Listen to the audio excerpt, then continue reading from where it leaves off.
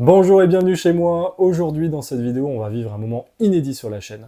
Comme vous avez pu le voir dans la miniature, un abonné m'a offert des bandes dessinées. C'est juste fou, surtout dans le contexte actuel dans lequel on vit. Donc je vais vous présenter le contexte de l'acquisition de ces BD. Bien sûr je vais vous les présenter, on va découvrir tout ça ensemble. Je suis trop content. C'est parti. Quand l'un de vos lecteurs, libraires ou autres créateurs de contenu vous invite à partager leurs vidéos, ça peut amener à ce genre de moment. C'est juste fou. Donc, pour la petite histoire, au lancement de ma chaîne il y a un peu plus d'1 an, ma femme, qui n'est pas du tout lectrice de BD, qui n'est pas du tout dans ce truc-là, a partagé l'une de mes vidéos, où on a parlé autour d'elle, voilà, tout simplement. Et l'un de ses collègues de travail est venu vers elle la semaine dernière avec un lot de bandes dessinées pour me les offrir. Juste fou, quoi. Donc bien sûr, on lui a posé la question, enfin ma femme, s'il voulait pas les revendre sur le marché de l'occasion, ou que je les rachète tout simplement. Et non, j'ai eu l'occasion de discuter avec lui par SMS, par message. En fait, ça lui fait très plaisir, parce que c'est, je reprends ces mots, c'est selon lui une chaîne qui transpire la passion, et ces BD seront entre de bonnes mains. Je confirme, je vais chouchouter, je vais faire la poussière régulièrement, c'est promis, Ewen. Franchement, merci beaucoup. Je suis très touché. Donc, comme je te l'ai dit par message, comme je lui ai dit par message, c'est juste fou et ça me touche énormément. Et avec son accord, je fais cette vidéo pour vous les présenter, pour vous parler de ce moment, parce que justement, les abonnements, les partages, ça peut amener à des moments justement de rencontres, comme avec Ewen, comme avec d'autres personnes, et ça me fait super plaisir. Donc Ewen, hâte de te payer une pinte lors d'une prochaine rencontre, ça me fait super plaisir. Franchement, ça me fait super plaisir. Allez, on est parti, je vais vous présenter les bandes dessinées. Partons sur la première BD, et là on part sur du webtoon. Je sais que c'est coréen, j'ai jamais lu de webtoon de ma vie, ça se lit sur portable, tablette, écran, mais moi je suis de la vieille école, j'aime lire un livre avec son poids, avec le parfum des pages, c'est vraiment ce qui me fait kiffer. Donc dans ma jeunesse, j'ai squatté les médiathèques, oui, parce que le budget, bien sûr, même si à l'époque c'était moins cher, quand tu travailles pas, la médiathèque c'est la solution parfaite. CDI aussi au collège. Voilà, donc là, ces dernières années, je me suis fait plaisir, je me refais une collection, mais moi j'aime le poids des pages, j'aime le parfum du livre, voilà, c'est ce que j'aime. Donc je ne suis pas allé vers le webtoon, même si c'est sorti, effectivement, en bouquin. Donc je n'ai pas d'excuse, aucune excuse. Et là, peut-être que l'excuse, c'est le côté asiatique, en couleur, ça a un peu de mal. Là, je sais que l'édition Dragon Ball est en train de sortir en couleur, ça rappelle fortement les dessins animés. Mais moi, j'aime le charme du noir et blanc pour le manga, même s'il y a des pages couleurs qui font vraiment plaisir, il n'y a pas de souci. Mais j'aime le noir et blanc en manga. Bref, grâce à Ewen, j'ai sauté le pas.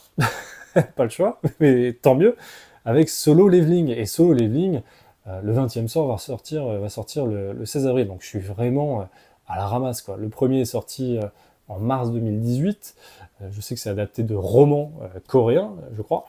Et là, on va suivre un personnage, c'est du shonen pur, c'est vraiment le personnage principal qui est un loser complètement fini, c'est le plus nul des chasseurs de démons, parce que c'est une histoire de chasse aux démons, à travers les dimensions, voilà. Et au fil des tomes, il va bien sûr grandir, s'élever comme un Naruto, un Sangoku, et j'en passe. Donc je suis ravi de découvrir l'histoire de Jinwoo, pour le coup. Voilà, donc hâte de découvrir ça. Et franchement, c'est plutôt sympa. Il y a pas mal de pages, c'est plusieurs chapitres. Et c'est assez violent, quoi. Il se passe pas mal de choses. Trop cool. Vraiment une mise en scène pensée pour le téléphone, l'écran. Ouais, et puis c'est vraiment pour slider sur le côté ou à la verticale. Voilà. Je me rappelle de Adieu Eri et de Adieu Eri, du créateur de Chainsaw Man, j'ai plus son nom là tout de suite, mais ouais, il y avait ce truc de slider, de scroller pour découvrir les cases, donc voilà. Donc Solo Leveling, donc merci encore Ewen, je vais pas le faire à chaque bouquin parce que ça va être redondant pour nos chers viewers, mais ouais, trop content. Solo Leveling. Le prochain, c'est assez rigolo parce que je l'ai eu dans les mains plusieurs fois au cours de ces 3 dernières années. mais je me suis pas lancé dessus parce que c'est vrai que on va parler des Tortues Ninja. Et moi, pour moi, les Tortues Ninja, c'est quand même quelque chose de lié à l'enfance, de très positif, de fun. Et là, on a ce fameux bouquin euh, très sombre où mes héros d'enfance sont tout simplement morts. The Last Ronin, The Last Ronin, et là je suis ravi, je sais que Nel Durion, c'était son top 1 pendant 2 ans. C'est un titre, je ne suis pas allé dessus, mais quelle erreur. Franchement, c'est trop bien parce que l'histoire, les dessins, les couleurs, le rythme, c'est vraiment top. Après, ça fout un peu le cafard parce que on part vraiment sur quelque chose de très sombre, parce que là on voit les personnages qu'on a suivis pendant des années. Parce que l'idée c'était ça en fait, hein. L'idée c'était vraiment d'offrir une conclusion à ces personnages, mais une conclusion très dark. Et, euh, et c'est très prenant parce qu'on se demande au tout début quelle est la tortue qui a survécu, comment les autres ont disparu, et on retrouve une April O'Neil aussi vieillissante.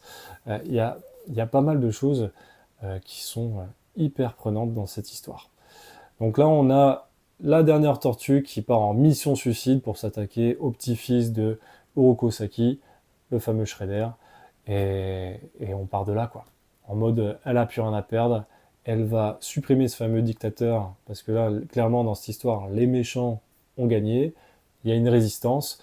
Donc il y a un petit scénario à la Terminator, sans qu'on ait quand même des paysages avec des têtes de mort au sol. C'est assez futuriste. Il y a un côté, là ils le disent, hein, hommage à Blade Runner ou Akira ou Dark Knight Returns. Moi j'ai même pensé au cinquième élément par rapport à l'aspect pollution, voiture volante. Mais oui, Blade Runner c'est beaucoup plus justifié par rapport à ça. Ouais, franchement, magnifique histoire. J'ai adoré. J'ai vraiment adoré. Un best-seller du New York Times sorti en 2023. Il y a eu une suite que où on retrouve la suite de l'histoire, c'est 15 ans plus tard, avec une nouvelle génération de tortues. Je vois moins l'intérêt de la suite, à part peut-être le business. Mais oui, offrir une nouvelle origine story à des tortues du futur, peut-être. Donc je me suis pas plus intéressé que ça. Mais ouais, trop cool. Vraiment trop cool. Trop cool. Restons sur les Tortues Ninja. Alors pourquoi il y a eu The Last Ronin? Eh bien parce qu'en fait, on a les auteurs, les créateurs de la fameuse série qui est republiée en intégrale chez iComics. Là, le 9e tome va sortir au mois d'avril. Je parle donc de l'intégrale des Tortues Ninja. Il m'a offert l'intégrale des Tortues Ninja. Ce que j'ai pas précisé en début de vidéo, c'est que chaque bouquin est dans un état neuf. C'est état neuf. C'est incroyable. Il n'y a pas un pet dessus.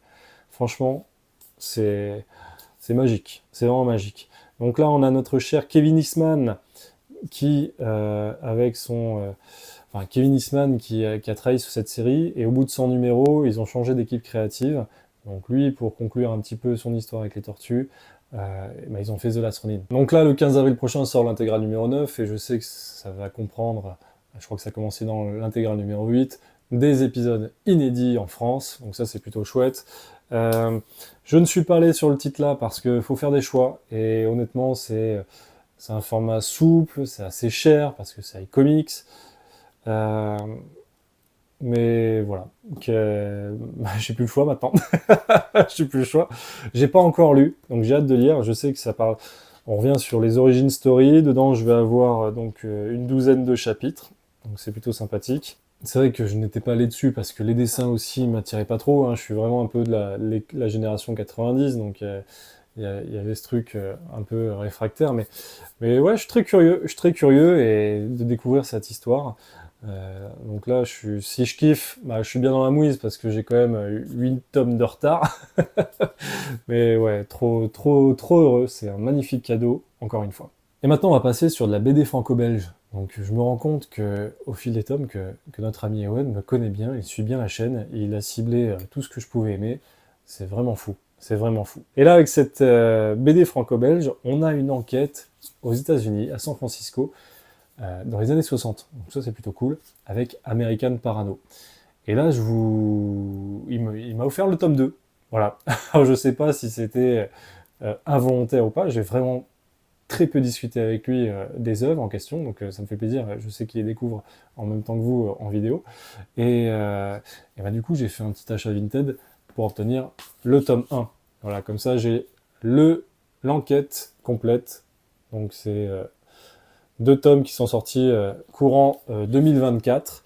Et en 2025, il y a un tome 3 qui est sorti avec une nouvelle enquête. Donc là, on suit une nouvelle héroïne qui s'appelle Kim Tyler.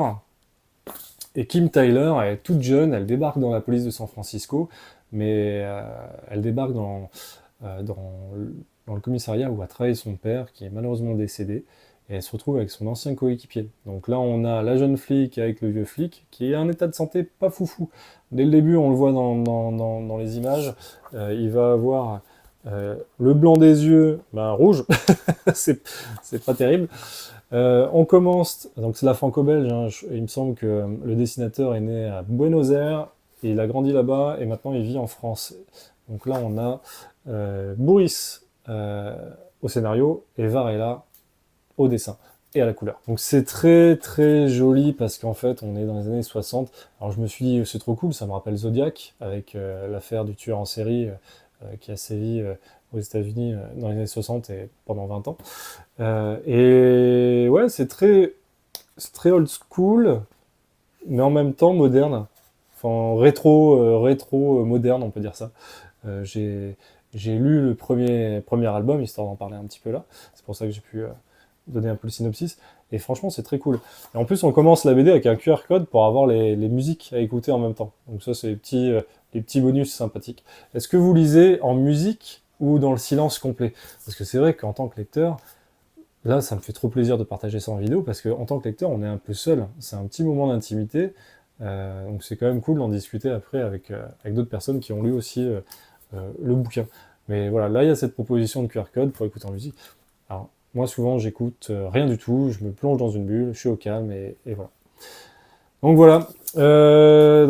Kim, elle débarque à San Francisco, et elle tombe direct sur une affaire compliquée. On retrouve un cadavre de jeune fille nue, avec un pentacle sataniste sur le ventre. Donc l'enquête va très vite les conduire jusqu'au gourou satanique du coin, parce que c'est le premier suspect, et voilà comment ça démarre. Donc plutôt chouette ambiance, j'adore, et puis franchement le format est très grand, c'est des grandes planches, et ça permet de bien savourer les dessins, l'ambiance, c'est très polar, thriller, et en même temps on a un personnage qu'on apprend à connaître, Kim Tyler, hein, donc hâte de voir un peu comment elle va réagir, ce qu'elle va faire aussi, de quoi elle est capable. Donc ça c'est top. Voilà. American Parano, et ça n'a rien à voir avec Las Vegas Parano, le film. Et je termine avec une nouvelle BD franco-belge. Donc là j'ai déjà parlé du Law Reader ou des Doggy Bags avec le label 619. Et là notre ami Ewen, il m'a fait plaisir avec une série, je ne suis pas allé dessus, c'est sorti en 2008. Il s'agit de Freak Squills. Et peut-être qu'il s'est inspiré de My Hero Academia pour m'offrir celui-ci. Parce que là, on parle d'étudiants à la fac, des étudiants dans une fac de super-héros. Donc on suit 3 jeunes, ces 3 personnes là, qui vont se retrouver dans cette école avec des cours pour devenir super-héros. Alors c'est sorti en 2008, My Hero Academia, c'est sorti en 2016. Donc pour le coup...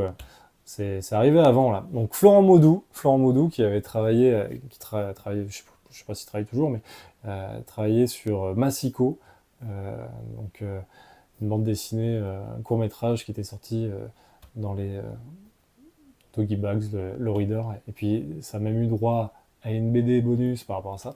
Donc là c'est chouette, là il y a eu pas mal de tomes, il y a eu 7 tomes. Ah oui, je vous montre, ah oui, je vais pas au bout des choses quand même. Je vous montre ceci. Mais en fait, Ewen, il a craqué. Parce qu'il m'a offert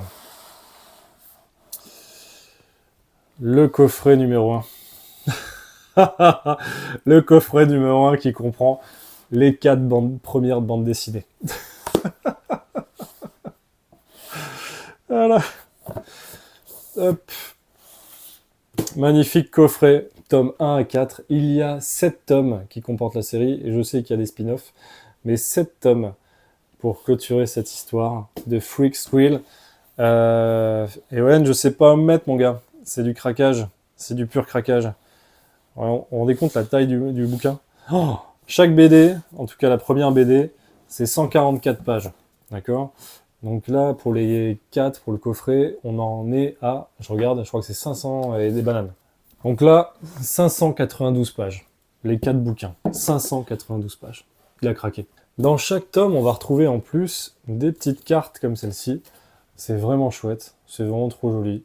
Le style de Florent Maudoux est vraiment top parce que il a un côté... son dessin a un côté très sexy, mais sans être vulgaire. Et j'ai beaucoup aimé. Il y a beaucoup de références, beaucoup de blagues. Beaucoup de références, beaucoup de blagues, parce qu'à un moment donné, on parle de... il passe un peu à la télé, et on parle de Hero Academy. Donc c'est aussi pour ça que je m'amusais avec le parallèle avec My Hero Academia.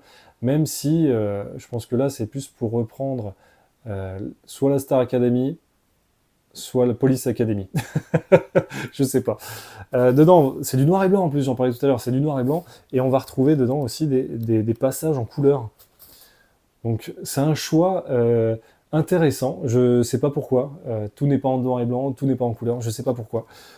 Parce que c'est pas une histoire de remonter dans le temps non plus. Donc ouais, il faudra que je me renseigne un petit peu. Mais je suis très heureux de découvrir cette bande dessinée.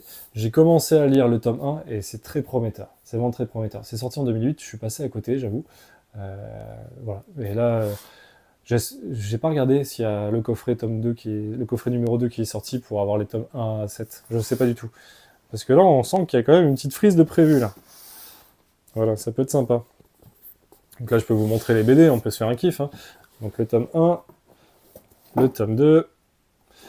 Ah oui, pour la petite histoire, cette personnage, la nénette qu'on a là,